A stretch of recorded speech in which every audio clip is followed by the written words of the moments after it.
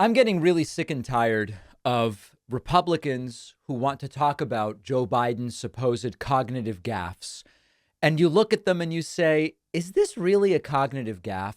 But say nothing about the dozens per week, dozens per month, let me be fair, dozens per month cognitive gaffes that Donald Trump seems to be having. Here's the latest example. Here's Kayleigh McEnany 2 days ago on Fox News saying, oh, Joe Biden forgot the name of a CBS reporter. That's the gaffe?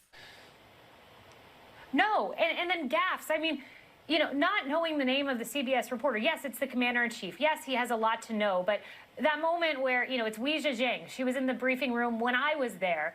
He doesn't know her name. He's struggling clearly. He continues gaffe after gaffe tonight. Remember, when they say gaffe after gaffe after gaffe, and then gaffes. They don't name them. He forgot a reporter's name, which, by the way, Trump did all the time. He referred to one reporter as Mr. Kurd, which wasn't his name. I think he thought the guy was Kurdish. He called Tim Cook, the CEO of Apple, Tim Apple. He referred to the CEO of Lockheed Martin as Marilyn Lockheed. That's not her name.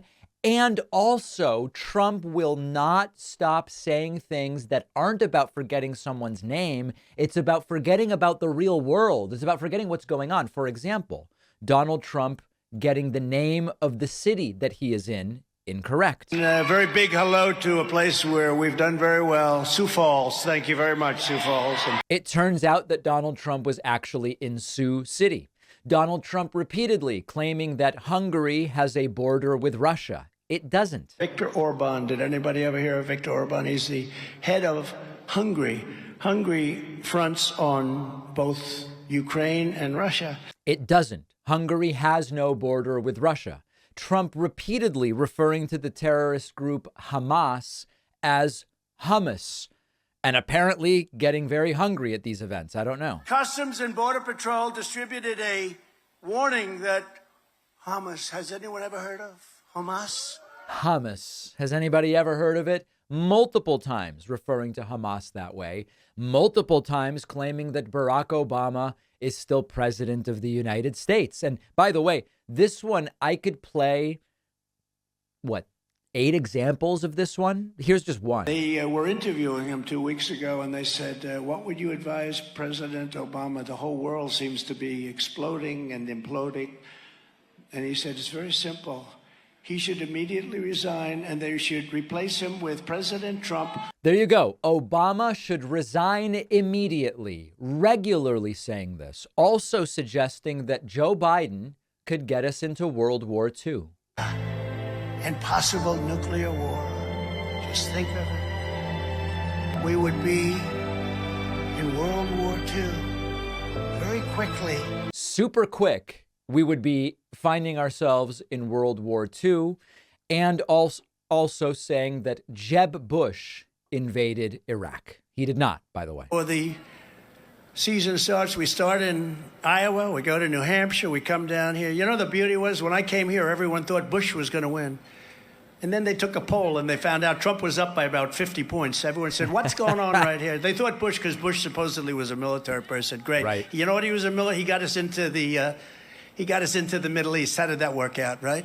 He did? But they all thought that Bush might win. Jeb. Remember Jeb? He used the word Jeb. He didn't use the word Bush. I said, you mean he's ashamed of the last name? And then they... So listen, I could play these the entire show. There's a dozen of these a month. And over the last 5 months, there's dozens and dozens of these. I just want the hypocrisy to stop. Either you're concerned about Biden legitimately, and thus you have to be 4 times as concerned about Trump, or you're not concerned about either. Or you say, well, I'm sort of concerned, but it's more about the teams they will have around them. And if you ask me, even if Trump and Biden are both demented, we know that somehow Joe Biden is ending up with a competent team around him that's accomplishing so much and so much good, whereas Donald Trump would be an authoritarian nightmare. So, Biden forgot someone's name. It's falling very flat. I want to tell you about an awesome free weekly 5-minute video series on the economy. It's called Tychos, featuring Richard Vague.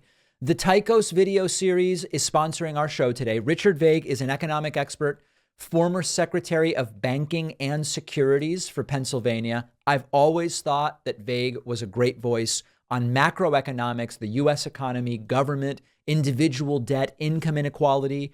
Every week, Richard Vague covers economic topics to keep you up to date with the key economic issues of our time: U.S. debt, forecasts for the U.S. economy, economic challenges facing Europe and China, innovative policy ideas. Richard's the author of the economic bestsellers A Brief History of Doom, The Case for a Debt Jubilee, and his latest book, which I've talked about before, The Paradox of Debt. Really fascinating book about how government deficit spending in the U.S. during the pandemic mostly benefited the top 10%. Richard Vague is excellent at taking really complicated economic issues, making them accessible to anyone. He does a really great job of this with his 5-minute video series. It's called Tychos, which you can subscribe to for free at tychosgroup.org/join. The link is down below.